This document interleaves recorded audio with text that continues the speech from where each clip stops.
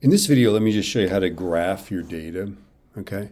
Now, if your data's got a lot of different columns, I just wanted to look at the acceleration in the y direction. But to get rid of a column, you can just click on the columns that you don't want them clicking, and then you could control click and then edit, and then you can delete those selected columns, okay? I'm not going to do that because I'm all set, right? Usually when you want to make the graph, you want the graph to be up on the top. And rather than like drag through all of the data, let's do this. Let's do a click and then a shift click. So I'm going to click there.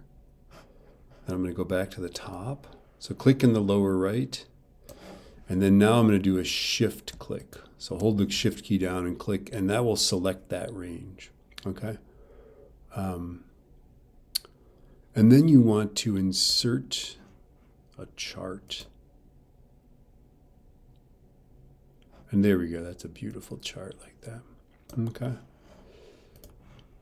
I can make that a little bigger.